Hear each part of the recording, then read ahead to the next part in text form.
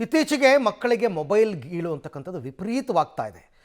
ಈ ಮೊಬೈಲ್ ನೋಡ್ತಕ್ಕಂಥ ಮಕ್ಕಳಲ್ಲಿ ದೈಹಿಕವಾಗಿ ಹಾಗೂ ಮಾನಸಿಕವಾಗಿ ಸಾಕಷ್ಟು ದುಷ್ಪರಿಣಾಮವನ್ನು ಉಂಟು ಮಾಡ್ತಾ ಇದ್ದು, ಈ ಬಗ್ಗೆ ರಾಮನಗರದ ಶಿಕ್ಷಕರೊಬ್ಬರು ಹೊಸ ಅಭಿಯಾನವನ್ನು ಆರಂಭ ಮಾಡಿದ್ದಾರೆ. ಮೊಬೈಲ್ ಬಿಡಿ ಪುಸ್ತಕ ಹಿಡಿ ಅಂತಕ್ಕಂಥ ವಿನೂತನ ಅಭಿಯಾನದ ಮೂಲಕ ಮಕ್ಕಳು ಹಾಗೂ ಪೋಷಕರಲ್ಲಿ ಅರಿವು ಮೂಡಿಸುವಂತಹ ಕೆಲಸವನ್ನು ಮಾಡ್ತಾ ಇದ್ದಾರೆ. ಇದಕ್ಕೆ ಸಂಬಂಧಪಟ್ಟ ಒಂದು ರಿಪೋರ್ಟ್ ಇದೆ, ನೋಡೋಣ. ಮೊಬೈಲ್ ಬಿಡಿ ಪುಸ್ತಕ ಹಿಡಿ ಅಭಿಯಾನ ರಾಮನಗರದಲ್ಲಿ ಶಿಕ್ಷಕರಿಂದ ವಿನೂತನ ಕಾರ್ಯ. ಬೇಸಿಗೆ ರಜೆಯಲ್ಲಿ ಮೊಬೈಲ್ ನೀಡದಂತೆ ಜಾಗೃತಿ. ಸಾರ್ವಜನಿಕ ಸ್ಥಳಗಳಲ್ಲಿ ಪುಸ್ತಕ ಓದಿಸಿ ಹಾಡು ನೃತ್ಯ ಕಲಿಕೆ.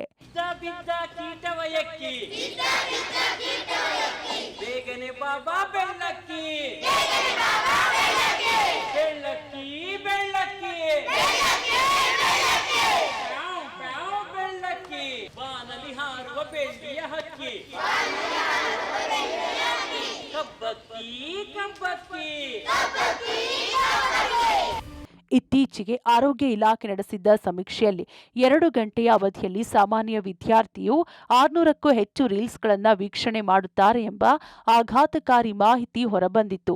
ಮಕ್ಕಳಿಗೆ ಮೊಬೈಲ್ ಇಲ್ಲದೆ ಊಟ ಮಾಡಿಸಲು ಪೋಷಕರು ಪರದಾಡುವ ಪರಿಸ್ಥಿತಿ ನಿರ್ಮಾಣವಾಗಿದೆ. ಈ ದುಷ್ಪರಿಣಾಮಗಳಿಗೆ ಕಡಿವಾಣ ಹಾಕೋದಕ್ಕೆ ಪುಸ್ತಕದ ಕಡೆ ಆಸಕ್ತಿ ಮೂಡಿಸಲು ರಾಮನಗರ ತಾಲೂಕಿನ ವಾಜರಹಳ್ಳಿ ಸರ್ಕಾರಿ ಪ್ರಾಥಮಿಕ ಶಾಲೆ ಶಿಕ್ಷಕ ಚಿಕ್ಕ ವೀರಯ್ಯ ವಿಭಿನ್ನ ಪ್ರಯತ್ನ ಮಾಡ್ತಿದ್ದಾರೆ. ವಿದ್ಯಾರ್ಥಿಗಳ ಜೊತೆಗೆ ಪೋಷಕರಿಗೂ ಮೊಬೈಲ್ ಚಟ ಬಿಡಿಸುವ ಸಲುವಾಗಿ ಶಿಕ್ಷಕ ಚಿಕ್ಕ ವೀರಯ್ಯ ಮೊಬೈಲ್ ಬಿಡಿ ಪುಸ್ತಕ ಹಿಡಿ ಎಂಬ ಅಭಿಯಾನ ಆರಂಭಿಸಿದ್ದಾರೆ. ಗ್ರಾಮದ ಅರಳಿಕಟ್ಟೆ ಮೇಲೆ ಮಕ್ಕಳಿಗೆ ಪುಸ್ತಕ ನೀಡಿ ಓದಿಸುವುದರ ಜೊತೆಗೆ ಪೋಷಕರಿಗೂ ಪುಸ್ತಕಗಳನ್ನು ನೀಡಿ ಮೊಬೈಲ್ ಬಳಕೆ ಕಡಿಮೆ ಮಾಡುವಂತೆ ಮನವಿ ಮಾಡ್ತಿದ್ದಾರೆ. ಬೇಸಿಗೆ ರಜೆಯಲ್ಲಿ ಮಕ್ಕಳಿಗೆ ಮೊಬೈಲ್ ಕೊಡದೆ ಹಾಡು ನೃತ್ಯ ಕ್ರೀಡೆಗಳನ್ನು ಕಲಿಸುವಂತೆ ಮನೆ ಮನೆಗೆ ತೆರಳಿ ಪೋಷಕರಲ್ಲಿ ಅರಿವು ಮೂಡಿಸುತ್ತಿದ್ದಾರೆ.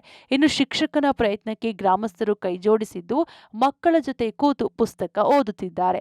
ಈ ಅಭಿಯಾನಕ್ಕೆ ನಾವು ಸಹಕಾರ ಕೊಡ್ತೀವಿ ಎಂದಿದ್ದಾರೆ ಪೋಷಕರು. ಇತ್ತೀಚಿನ ದಿನಗಳಲ್ಲಿ ನಮ್ಮ ವಿದ್ಯಾರ್ಥಿಗಳಲ್ಲಿ ಪೋಷಕರಲ್ಲಿ ಮೊಬೈಲ್ ಒಂದು ಅಂಟು ಜಾಡ್ಯದ ಹಾಗೆ ಕೆಲಸ ಮಾಡ್ತಾ ಇದೆ. ಮಕ್ಕಳು ಇವತ್ತು ಬೇಸಿಗೆಯನ್ನು ಅನುಭವಿಸ್ತಾ ಇಲ್ಲ, ಸಮುದಾಯದ ಜೊತೆ ಬೆರೀತಿಲ್ಲ, ಹಿರಿಯರ ಜೊತೆ ಕಿರಿಯರ ಜೊತೆ ಇನ್ವಾಲ್ವ್ಮೆಂಟ್ ಆಗ್ತಿಲ್ಲ. ಇದಕ್ಕೆಲ್ಲ ಕಾರಣ ಮೊಬೈಲ್ ಅನ್ನುವಂಥ ಒಂದು ದೊಡ್ಡ ಶಕ್ತಿ ಅವರನ್ನ ಏಕೀಕೇಂದ್ರೀಕರಿಸವಾಗಿ ನಿಲ್ಲಿಸ್ತಾ ಇದೆ.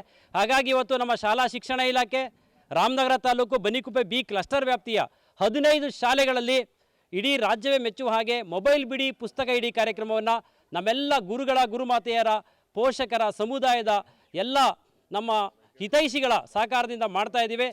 ಇವತ್ತು ಎಷ್ಟು ಈ ಮೊಬೈಲ್ ಸದ್ಬಳಕೆ ಆಗ್ತಿದೆಯೋ ಅಷ್ಟೇ ದುರ್ಬಳಕೆ ಕೂಡ ಆಗ್ತಾ ಇದೆ. ಮಕ್ಕಳಿಗೂ ಕೂಡ ಅನಾರೋಗ್ಯದ ಜೊತೆಗೆ ಇನ್ನಿತರೆ ತೊಂದರೆಗಳು ಜಾಸ್ತಿ ಆಗ್ತಿದೆ. ಹಾಗಾಗಿ ಇವತ್ತು ಪುಸ್ತಕವನ್ನು ಈ ವರ್ಷ ಏನು ಓದಿದರೆ ಇದು ಬೇಸಿಗೆ ರಜೆ ಆಗಿರೋದ್ರಿಂದ ಅದ್ರ ಜೊತೆ ಆದಷ್ಟು ಪುಸ್ತಕ ಓದೋದ್ರ ಜೊತೆಯಲ್ಲಿ ಕ್ರೀಡಾ ಚಟುವಟಿಕೆಗಳಲ್ಲೂ ಕೂಡ ಈ ಬೇಸಿಗೆ ರಜವನ್ನು ಕಳಿಬೇಕು.